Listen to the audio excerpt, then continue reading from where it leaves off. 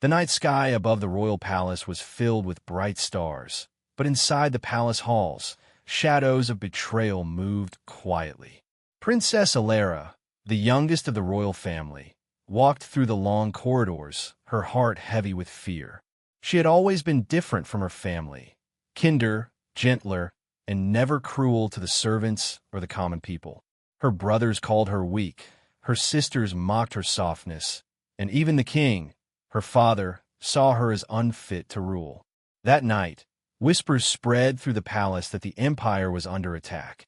The enemy forces were strong, pushing against the royal fleets, and chaos spread across the kingdom. In the middle of this storm, the royal family made a decision, one that would change Alara's fate forever. They decided she was no longer useful, no longer worth saving. Her gentle heart was seen as a weakness, a danger to the crown, and so they abandoned her. Dragged by the guards into a silent shuttle, Alara begged for mercy. Her eyes filled with tears, she cried to her family, but they turned their backs. Her mother looked away, her father gave no word, and her siblings smiled coldly as the ship carried her away. The shuttle took her to a desolate world, a forgotten planet on the edge of the galaxy. The sky was dark with storm clouds, the ground broken and lifeless, filled with jagged rocks and strange glowing plants. The guards left her there with nothing, no food, no weapon, no hope. When the shuttle flew away, the silence crushed her heart. She was alone, abandoned by those who were meant to protect her. The days passed slowly, each one heavier than the last. Alara wandered across the barren land, hungry, thirsty, and weak. Her royal robes, once shining with gold, were now torn and stained with dirt. Her feet bled as she walked over sharp stones. At night, the winds howled like wild beasts, and she curled into the shadows, praying for dawn. But dawn only brought more suffering. Strange creatures stalked the land, their eyes glowing in the darkness, their teeth sharp and deadly. Alara tried to hide, but fear ate away at her strength. The world seemed to whisper that she had been forgotten, that she was meant to die here. One evening, when the storm raged with thunder, Alara fell to her knees. Her body shook, her spirit broke, and she whispered into the wind, "Why did you leave me?" Tears streamed down her face, mixing with the cold rain. She thought of her family feasting in warm halls while she starved in the dirt. She thought of the crown that valued power but not kindness. And in that moment, she wished to give up, to let the storm take her. But fate had another plan. As lightning split the sky, she saw a figure in the distance. A man, tall and strong, moving through the storm with steady steps. He was not like the royals, not dressed in fine silk or shining armor. His clothes were torn from battle, his face marked with scars, but his eyes burned with fire. In his hands he carried a weapon, old and damaged, yet held with confidence. He was a human soldier, lost on this world after a brutal war. And though he did not know her, though he did not care for her crown or her name, he saw her pain. The creatures came first, crawling from the shadows, drawn to her weakness. Alara screamed as sharp claws scraped against the rocks. But the soldier stepped forward, firing his weapon with steady hands. The creatures fell one by one, their screams lost to the thunder. The storm raged, but he did not falter. He stood between her and death, his courage shining brighter than any royal guard ever had. Alara stared at him in shock, her heart beating fast. This stranger, this human, had risked his life for her without knowing who she was. No title, no riches, no promise of reward, only courage. For the first time since her betrayal, she felt a spark of hope. Perhaps she was not abandoned after all. Perhaps fate had sent this human to keep her alive. The storm began to fade, leaving the land in silence once more. The soldier turned to her, his voice calm but firm. "You're safe now." And though she did not know him, though she did not trust him fully, she felt something in his words that her family had never given her.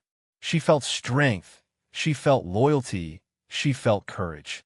And deep inside, She knew this was only the beginning of a story greater than any crown. The storm had passed, but the land still carried the weight of silence. Princess Alara sat on the cold ground, her body weak, her heart torn between fear and fragile hope. The stranger stood before her, a tall human soldier whose presence seemed stronger than the storm itself. His weapon hung loosely in his hand, smoke still rising from its barrel, proof of the creatures he had killed to save her. For a long moment, neither spoke. The only sound was the whistling wind weaving through the jagged rocks. Alara had never seen a human before. Her people considered them outsiders, a lesser race. Yet here stood one who had risked everything for her life. She wanted to ask his name, but her voice trembled, her throat dry from thirst and fear. The soldier studied her carefully, his eyes sharp, his expression unreadable. He looked at her not as a princess, not as someone royal or untouchable, but as a survivor clinging to life. Finally, he broke the silence, his voice low and rough. "You don't belong here." Alara swallowed, her lips trembling. "My family left me," she whispered, though shame burned in her chest.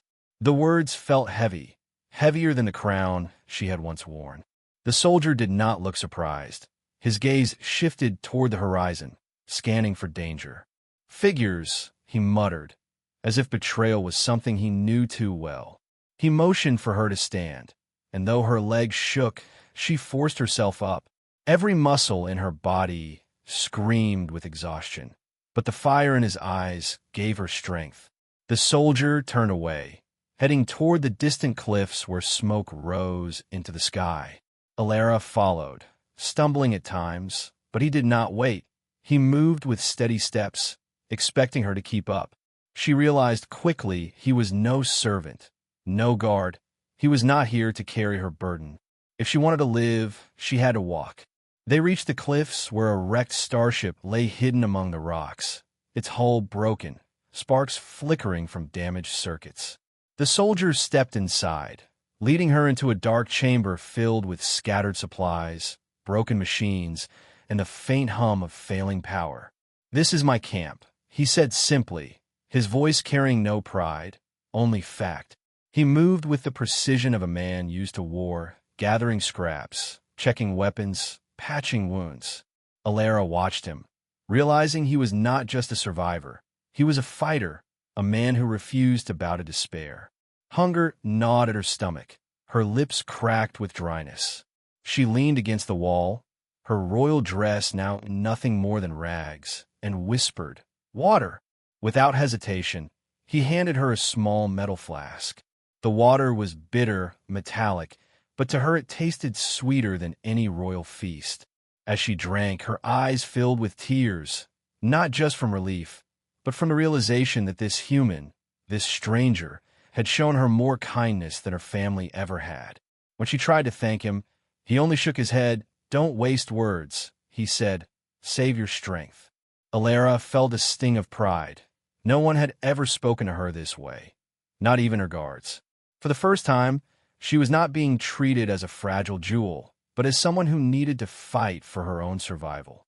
The thought frightened her, but also stirred something deep inside, something that had been buried under layers of silk and golden walls.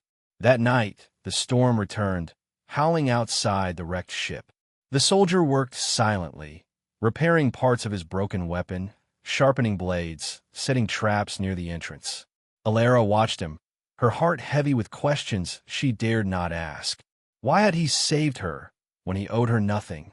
Why did he risk his life when even her own blood had abandoned her? And most of all, how long would he choose to stay by her side? When the fire dimmed, she whispered, "What is your name?"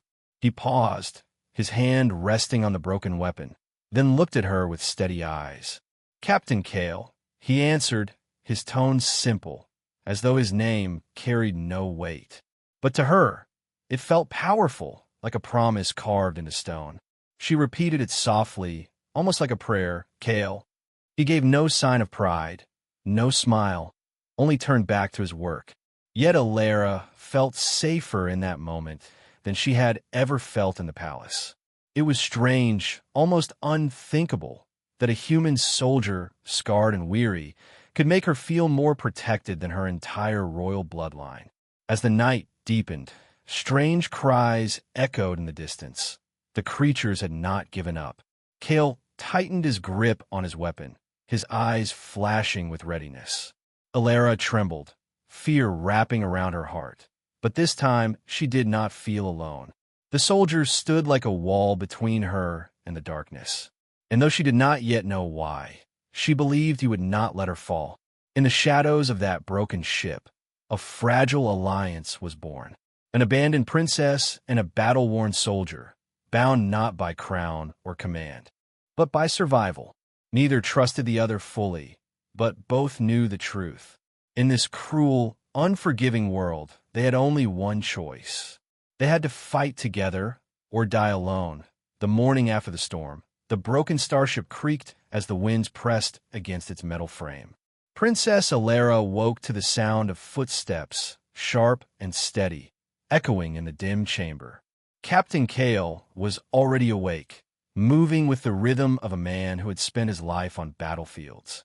He checked weapons, counted supplies, and studied the horizon through cracks in the ship's wall. Alara sat up slowly, her body weak but her mind restless.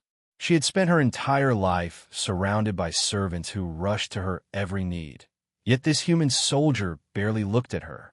He treated her not as royalty, but as another survivor who needed to carry her own weight.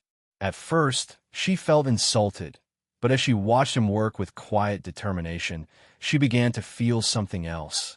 Respect. Kale noticed her watching, his voice sharp. If you want to live, you need to move.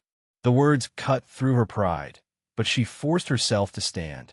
Her legs trembled, her body ached, yet she did not want him to see her as weak. He handed her a small blade, dull but sharp enough for defense. Keep this, he said. Out here, hesitation kills. Alara's fingers shook as she held the weapon.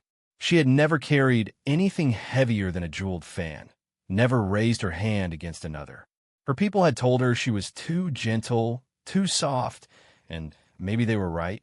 But Kale's eyes told her something different. He believed she could fight, not because she was royal, but because she was alive. The day was long and harsh, the air filled with dust, the ground cracked beneath their boots. Kale led her through jagged paths, searching for food and water. He showed her how to spot roots that could be eaten, how to collect moisture from strange glowing plants. Every step was a lesson, every mistake corrected with short, firm words. At first, she resented his tone, but slowly she began to follow his rhythm. When night fell, they returned to the wrecked ship, carrying only a few scraps of food. Exhaustion weighed on her, but Alara noticed something strange. For the first time since her exile, she felt a flicker of control. She had survived the day not because of luck, but because she had fought for it. But trust between them was thin, fragile as glass. Alara still carried her pride, and Kale still carried his distrust of the royals who had abandoned her. Sometimes she caught him watching her with guarded eyes, as though expecting betrayal.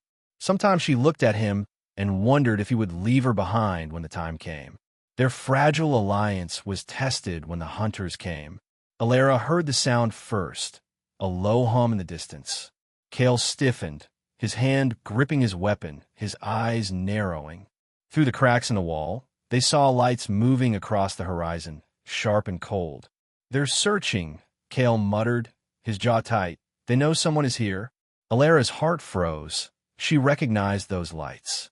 Royal hunters, sent not to save her, but to erase her. Her own family had not only abandoned her, they wanted her dead. Her breath caught in her chest. Tears threatened to fall, but Kale's voice pulled her back. "Stay quiet, stay low," he whispered. "If they find us, we fight." The hunters drew closer, their machines crawling over the rocks like predators. Kale set traps around the ship, his movements quick and precise. Alara helped clumsily, her hands shaking as she carried stones and wires. Every sound outside made her flinch. Every shadow felt like death. But Kale never faltered, his courage as steady as the ground beneath them. That night, as the hunters circled, Alara realized something powerful. This human soldier, scarred and weary, stood between her and the end. He owed her nothing, yet he risked everything. Her family had turned their backs, but he faced death at her side.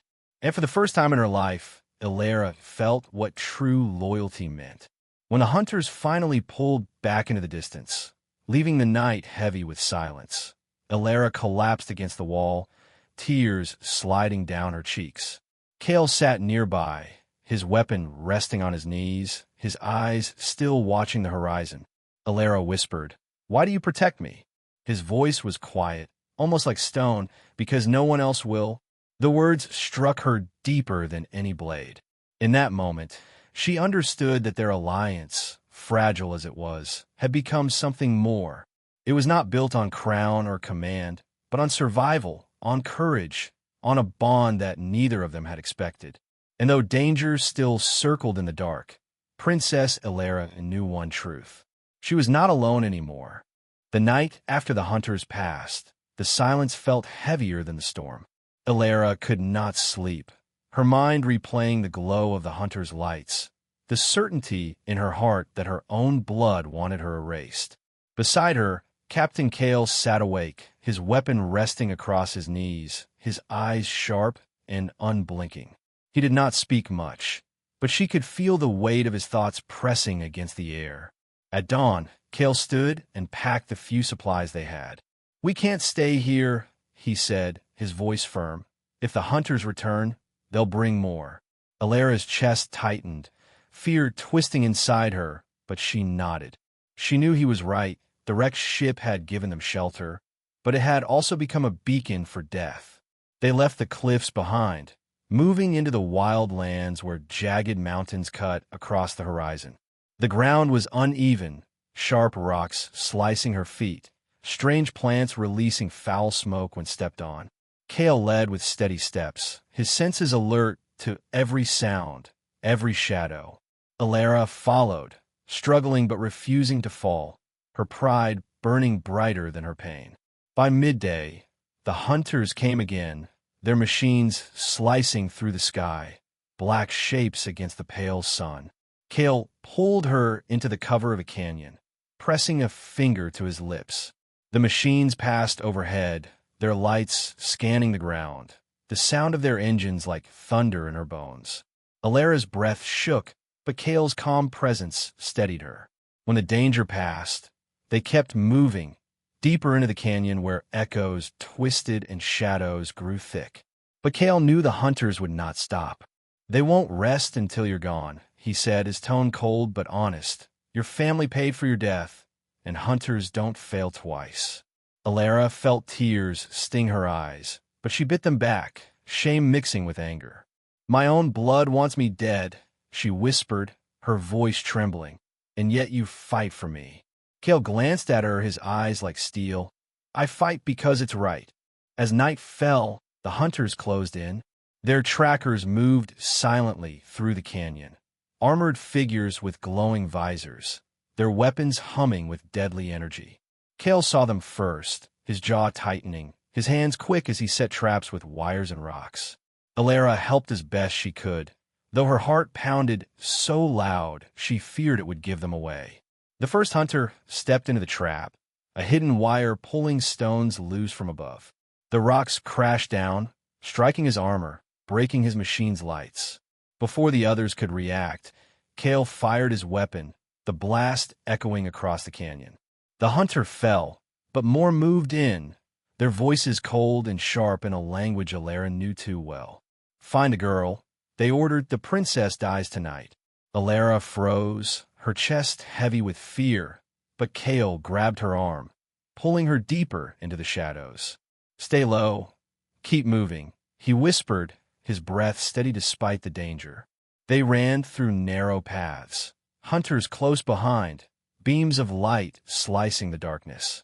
Alara stumbled, falling against the stone, but Kale pulled her up, never slowing, never letting her fall behind. At one turn, Kale stopped, planting his feet firmly. "You keep going," he said, his voice hard. "If they take me, don't look back." Alara's heart lurched. "No," she cried. You can't fight them alone. But Kale only loaded his weapon, his face calm, his eyes blazing with defiance. I fought worse than this, he said. Go. For the first time, Ilera refused to obey. Her fear burned into anger, her weakness into strength. She raised the dull blade he had given her, her hands shaking but her eyes fierce. If you fight, I fight, she said, her voice trembling but strong. Kale stared at her for a long moment, surprise flickering across his face. Then, for the first time, a faint smile touched his lips. Fine, he said, but don't hesitate. The hunters came fast, their armor glowing, weapons ready. Kale fired, his blast striking true, forcing them to scatter. Ilera slashed with her blade when one came too close, fear and rage guiding her hand. The fight echoed through the canyon, fire and smoke filling the air. They were outnumbered, pressed back step by step, yet Kale never faltered. His courage lit the darkness, his voice sharp as he shouted commands.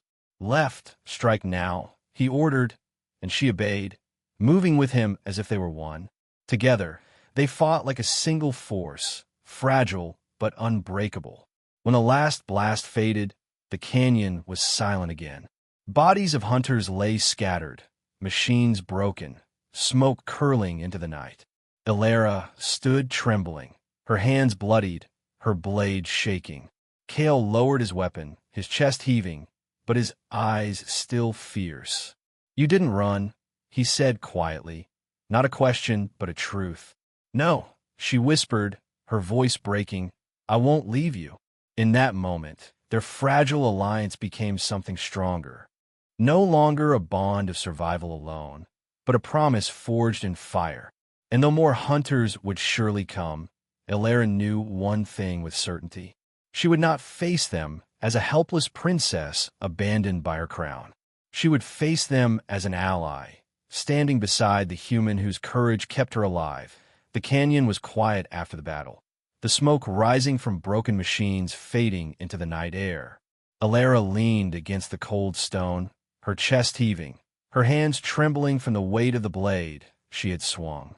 She could hardly believe what she had done. She had fought, not as a princess, but as someone who wanted to survive, someone who wanted to protect. Beside her, Captain Kale checked his weapon, his movements calm and steady despite the blood on his arm and the dirt across his face. You fought well, he said finally, his voice low but firm. Ilera's heart lifted at the words, though she barely believed them herself. Her life in the palace had been silk, gold, and lies. No one had ever told her she was strong. No one had ever trusted her with responsibility. Yet this human soldier, who owed her nothing, had spoken to her as though she mattered. They moved deeper into the canyon, searching for a place to rest before dawn. Every shadow felt alive, every whisper of wind like a hunter waiting to strike. Kale's sharp eyes scanned the ground ahead, his weapon ready at all times. Ilera followed close, her blade still in hand though her arms ached. At last, they found a cave hidden by jagged rocks, its entrance small but deep enough to shield them from sight. Kale lit a small flame with broken wires and dry roots. The fire crackled softly, throwing light against the stone walls. Ilera sat across from him, staring at the glow, her mind heavy with fear and questions. For hours, they said nothing, the silence pressing heavier than the battles they had fought. Finally, Ilera broke the silence, her voice trembling. Kale? He looked up, his eyes steady, waiting. There is something you should know, she whispered, her throat tight. He leaned forward slightly, his expression unreadable, but his presence urging her to continue. I am not just a girl abandoned in the desert, she said, her words slow and heavy. I am Princess Ilera, daughter of the royal bloodline, heir to the throne they cast aside. Her voice cracked, the shame of her confession tearing through her chest. For a moment, the cave was silent except for the fire. Kale's eyes narrowed, his jaw tightening as if weighing every word. At last he spoke, his voice sharp but calm. So it's true. Ilera's heart sank. You knew.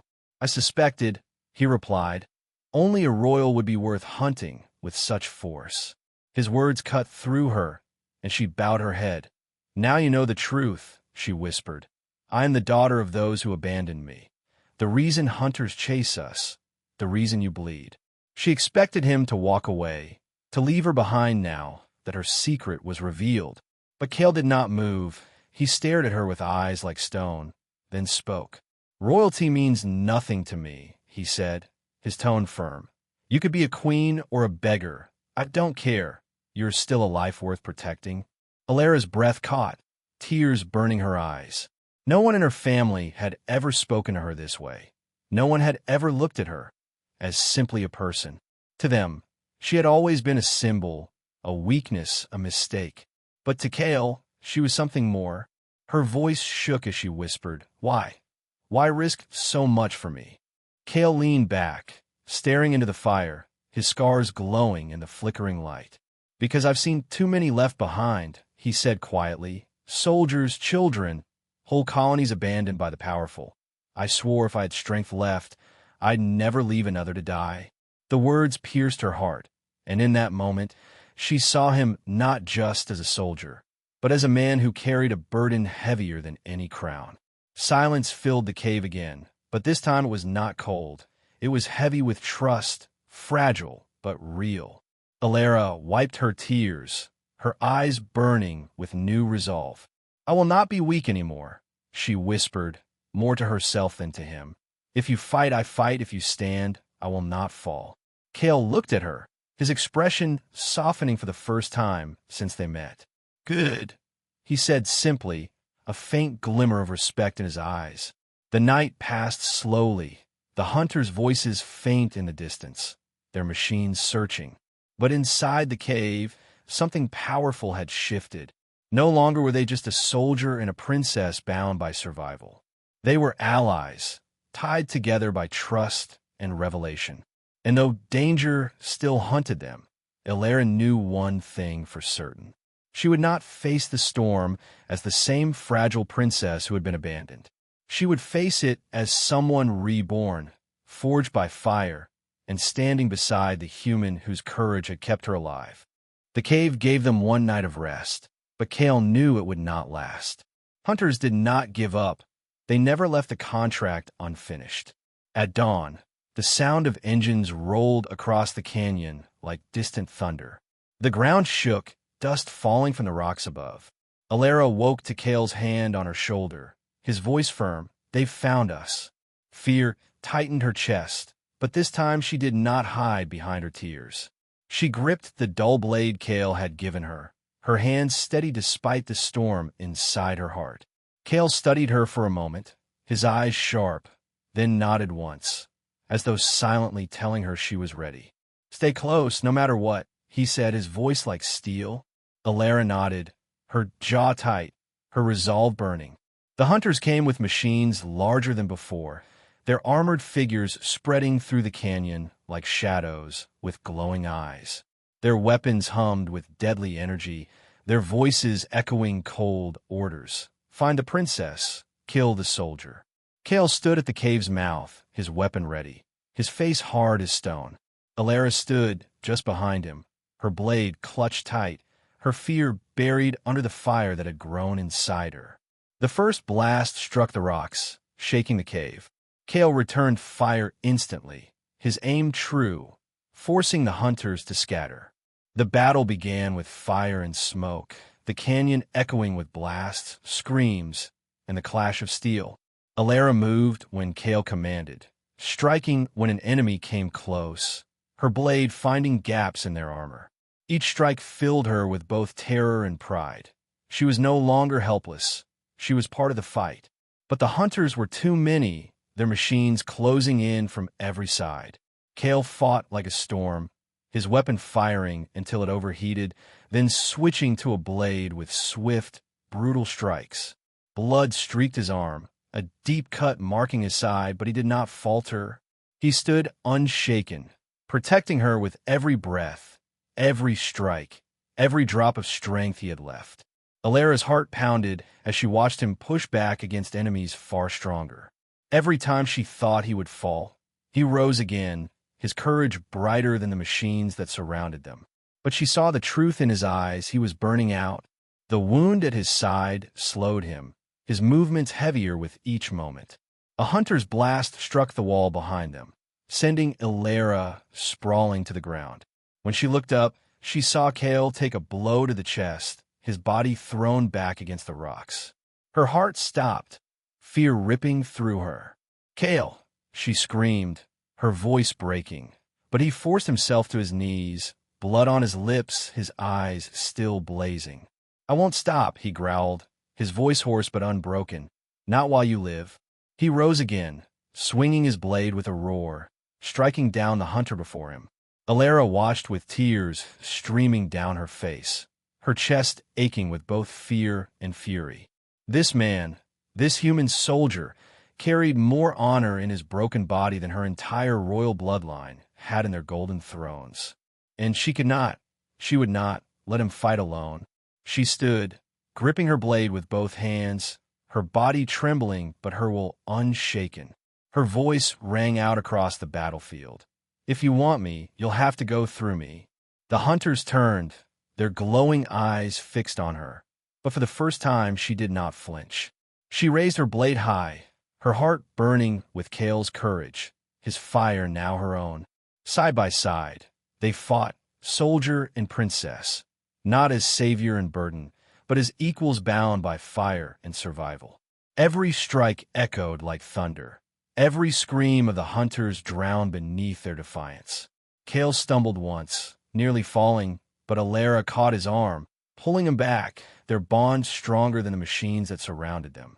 She no longer fought just to live. She fought to protect him, to honor the courage that had given her life when all else had abandoned her. The battle stretched into the night, the canyon painted with fire and smoke. When at last the final hunter fell, silence returned, broken only by the crackle of burning machines. Ilera stood shaking, her blade covered in blood, her breath ragged, her body weak but unbroken. Beside her, Kale collapsed to one knee, his chest heaving, his wounds deep, his strength nearly gone. She dropped to his side, catching him before he fell, tears streaming down her face. "You can't leave me now," she whispered, her voice fierce. "Not after everything." Kale's eyes opened slowly, his gaze steady even through the pain. "I told you," he said, his voice weak but firm. "As long as you live, I'll fight." Ilera's tears fell onto his scarred hands as she held him close. The hunters were gone, the night was theirs, but the cost had been heavy. And yet, in the silence that followed, she knew the truth. The last stand was not just his, it was theirs, shared in blood, fire, and unbreakable courage. The canyon lay silent after the battle, smoke rising from broken machines, the night sky glowing faintly with stars that looked down upon the ruins. Princess Ilera knelt beside Kale, her hands pressing against his wounds, her tears falling freely. He was alive, but barely, his breath shallow, his body broken from standing against an army meant to destroy them both. She held him close, whispering his name again and again, as though the sound of her voice could anchor him to life. For the first time, she was not the helpless one. It was her turn to protect, her turn to be strong.